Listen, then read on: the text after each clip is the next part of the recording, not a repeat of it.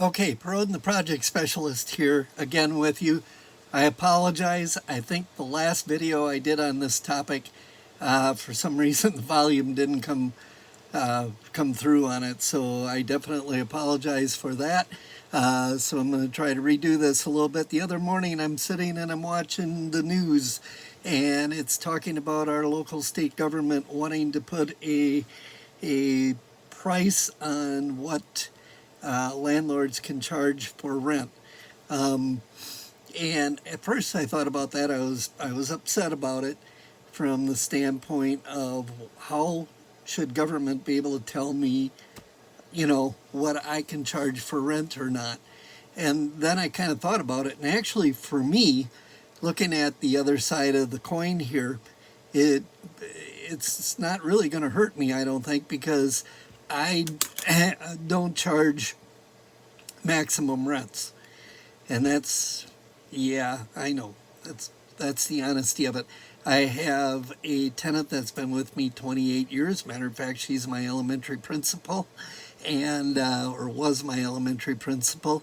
And I always tell sister she gets whatever she wants and needs, because I'm still trying to earn my way back into heaven, because I put her through hell on earth back when I was in grade school, and that's not far-fetched either.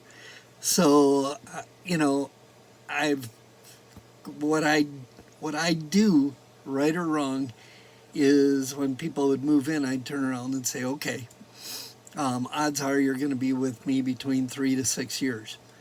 My rents start on the high end, and then I leave them alone. So I'm not going to touch it during the time that you're with me. Now, Sister Dorothy, I had to raise it this year, first time in, like I said, maybe 27, 28 years where I touched it. And so I'm way behind on those. But I've got a great tenant. I'm making my payments, setting and making some other money on the side off of those. So I'm not too panicked I'm not going to get greedy. Okay, but here's the problem that I see. Okay, and I'm a firm believer, let the market set the price. And our country was founded on, if you go back to England, right? And the problems that we had with them setting a tax on tea, and some of the things that they tried to do and overmanage the the forefathers of our country. And I think we're getting into that ball game again. And I get it. There are people that can't afford a place to rent right now, and rent is going higher and higher. But I'll be honest with you, my expenses are going through the roof too. When I take a look at my property taxes, my interest rates, and those I had all locked in, at 4 point whatever on commercial loans. But that's gonna change down the road here. So what it costs me to own these apartments continues to go up. Also, if you kind of look back on the history of it, government didn't want to be in the rental business. So they turn around and they put out some incentives for idiots like me to be in the rental business. Okay? So if they decide they're going to come in and micromanage, they're going to, in my book, expand the problem. When people start telling me, when I've got a loan and I'm responsible to the bank, but people start telling me that have no clue on the rental business, and let's face it, government really doesn't. Okay, they have no clue on what my costs are every time somebody moves in and out, to go through that unit, how having one bad tenant in a 4-unit building affects the rest of the building. Okay, what about the rights of people that are paying and that are working their tails off and are being good tenants? What about their rights? That's what I want to ask the question on too. Okay? And I know that doesn't get into the price of rent, but am I going to turn around right now? Let's around here you're looking at least 250,000 probably to put up a side-by-side duplex. Okay? Am I really going to build a side-by-side duplex when the government is telling me how much I can charge for it? And that I'm actually going to lose money on it because they want it cheap and inexpensive for the person, that's struggling to get into. And I get it. They need places, okay? But you're going to turn around and you think you're going to solve the problem? You're just going to make the problem bigger because people like me aren't going to build, or buy. Why am I going to buy a duplex today that's out there and lose money? I mean, I'd have to be an idiot to do that kind of thing. And in today's world, it's expensive to own property. And it may not be today, but 2 years from now you put a roof on. I just had to replace a hot water heater. Couldn't believe it. Just a standard 40 gallon hot water heater. And I had it done by a plumbing company. And the bill was it was $1,795 and some cents. And I know they go to Ferguson, they get the hot water heater for $500-600 is what it costs them. They charge me $300 in labor. Don't have a problem with that. 3 hours, $300 in labor, I don't have a problem with that. But, like I told them, I said, you know what? I've been doing business with you for 20 some years. You got greedy, and I'm not coming back. Because $1,500 for a hot water heater, that you're charging me that when you get them from Ferguson's for,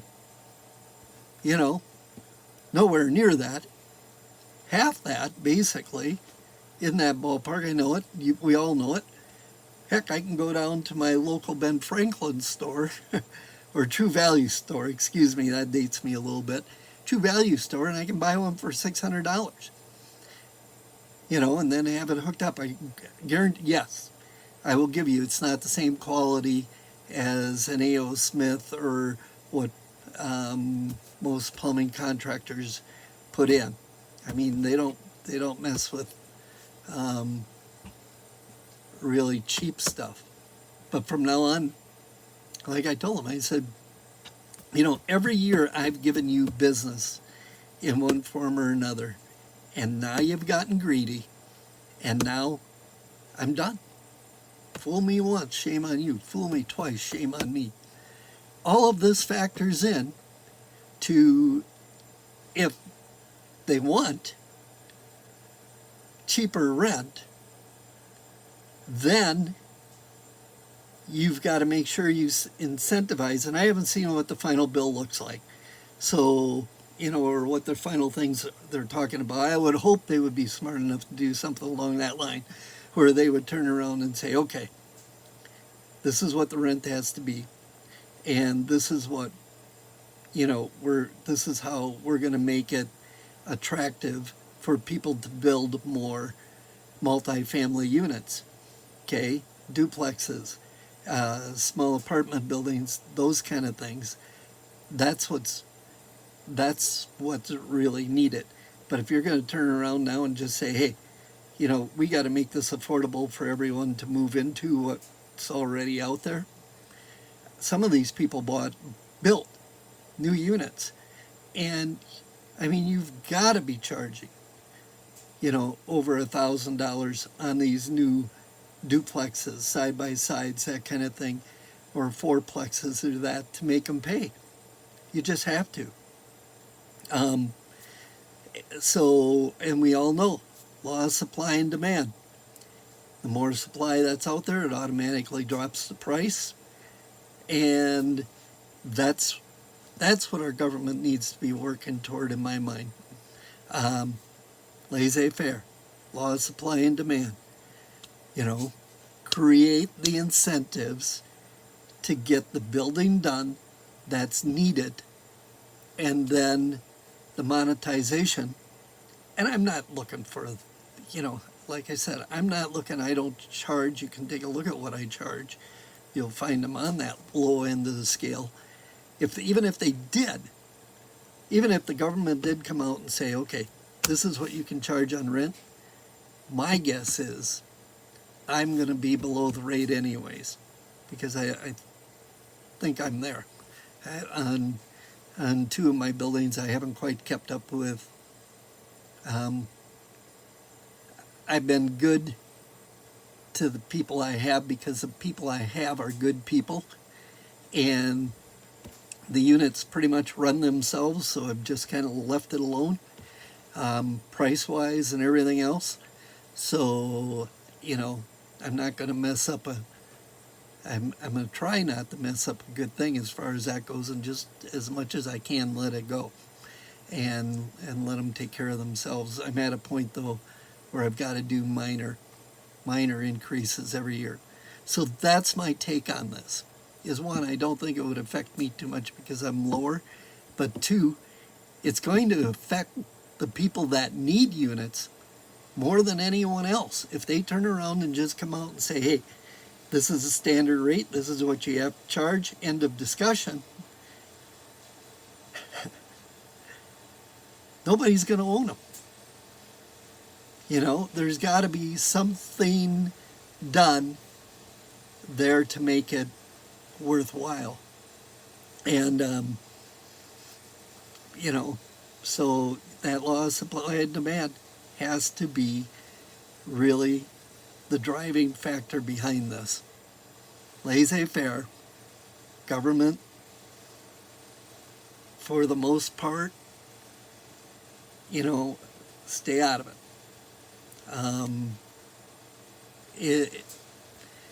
It's gotten to the point, I think, too, that a lot of building along the line, nobody wants to deal with the real estate right now because, as far as multifamilies and that kind of thing, because legally you're out there to an extent, in my mind, personally.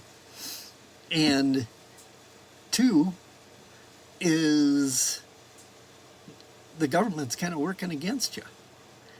You own them. I have the responsibility to the bank every month. I have the responsibility for the other tenants in the building, yet I've got somebody else telling me who I can put in there and who and what I can charge. And then you wonder why you got a shortage of multifamily housing. And with inflation, the cost of building right now, even trying to get a builder, right now the average person in my area, they're waiting over 2 to 3 years to get a house built. Seriously, honest to goodness, there's a big demand up where I'm at right now. But because people are trying to move out of the bigger cities and get to northern rural Wisconsin, and get away from, a lot of the negatives of living in the urban areas. But right now you can't get a builder. And why is that? Is we have done very little to focus on the trades. And that's a whole nother discussion. But trying to get young people into the building trades is, I keep hearing across the board, mechanics even, at all the areas, plumbers, electricians, drywallers, all carpenters, all the trades, trying to get young people into the trades is extremely difficult. For me, trying to find somebody, I just had two guys that finished up doing my roof on my house and that, and they're swamped. If I needed anything else done now, I'd be looking at another year wait for them. So, these are the big issues that have to be wrangled with, I think, and tackled, instead of just coming out and saying, okay, we've got a group of people out there that are complaining about the cost of rent. I get it. Okay, but this is why the problem is there. So the entire issue is bigger than I think what most people want to look at, and needs to be looked at in order to be solved. Because, like I said, if you turn around, I feel sorry for people looking for rentals if the government comes in and says, we're going to freeze, the maximum you can charge for rent is this much, period, done, with no other incentives. And, government tends to do that, where we're going to have this pot of money, and then when it lands up, it really doesn't add up to crap. Okay? Just calling the truth on that. So at least that's the way I've seen it. Maybe I'm wrong. Okay? That's my personal opinion on that. All right? It's my personal opinion on the rent thing. Does something need to be done? Yes. Okay? Is the proposal, some of the proposals I've seen out there, just to limit what landlords can charge? Will that work? No. It will accelerate and increase the problem in my mind. So take it or leave it. I'll leave that call up to you. Yes, once again, I'll say it. I know there's a problem. 2, this is what I personally feel is the answer. Am I right or wrong? I don't know. So, Pro and the Project Guy, signing out one more time. Check out my other videos, please. I'm just kind of getting started at this, so please be kind to me on it. And every day I try to upload a new video along the lines of rentals and along the lines of just doing projects, because I take care of most of the work on my own properties, including the LLCs and then our personal home, because that keeps me within budget to be able to keep my rents and that at a rate that most people can afford. My idea is that I would move my grandmother into any unit I own. They're taken care of at that level, and they're affordable. Are they the best and biggest units in the market? No. Are they affordable, and are they well taken care of? I hope so. So once again, Pro and the Project Specialist with another video for you to think about. Please hit that like and subscribe button. Please hit that like and subscribe button. And I hope you enjoyed my thoughts on this.